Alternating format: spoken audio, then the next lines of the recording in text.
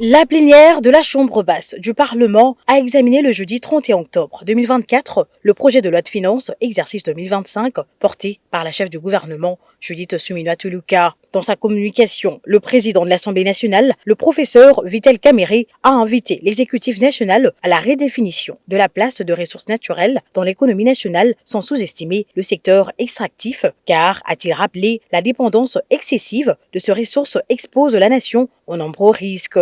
N'est-il pas opportun de commencer à envisager ces ressources non comme le socle principal de notre économie, mais plutôt comme une prime de la nature, un bonus de cette dernière?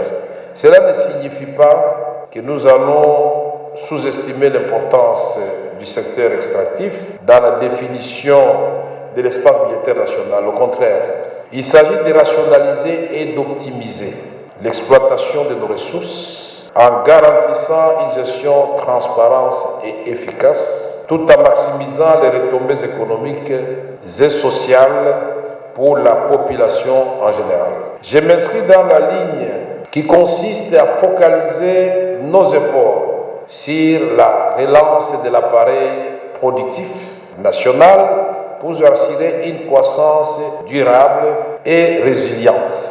La dépendance excessive aux ressources naturelles nous expose à de nombreux risques.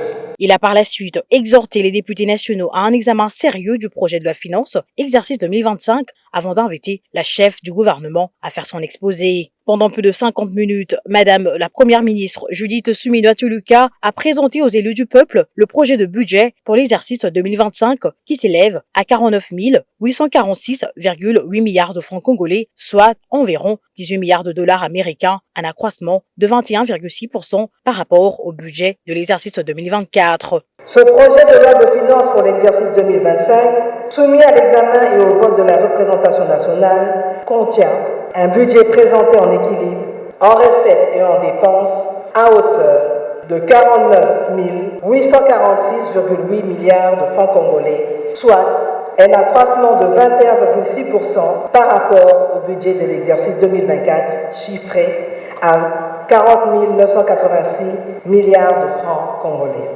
J'ai l'honneur de faire appel à votre sens de la responsabilité patriotique afin que vous déclariez recevable notre projet de loi de finances pour l'année 2025. Parmi les priorités de ce projet de loi de finances figurent notamment l'accroissement de crédits d'investissement, le renforcement du secteur de la sécurité avec une augmentation de 25,2%, la poursuite de grands projets tels que le PDL 145 territoires et la construction du pont en eau profonde de Banana, l'investissement dans les infrastructures avec la construction de la route nationale numéro 2 Mbuji-Mayi-Bukavu et la modernisation de certains aéroports, ainsi que la gratuité de l'enseignement et la couverture santé universelle. À suivre le chapelet d'interventions des élus nationaux aussi brillantes que pertinentes, les recommandations les plus récurrentes ont été l'amélioration de conditions de vie de la population, la poursuite de la lutte contre la corruption, l'augmentation du budget de la défense dans l'optique de la préservation de l'intégrité territoriale, l'augmentation du budget alloué à l'amélioration des infrastructures, pour ne citer que cela. Quand vous entrez en profondeur dans l'enveloppe de rémunération, il y a un souci. Je vous donne un exemple. Le salaire moyen d'un agent qui travaille au ministère du Budget est de 1 000 $. À contre, moins de 100 $ pour les agents qui sont au ministère de l'Intérieur, ministère de la Défense et ministère de l'EPST.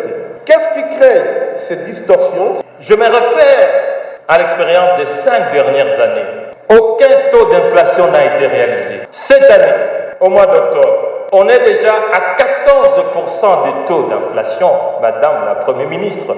Comment va-t-on réaliser un taux d'inflation de près de 9,2% en 2025?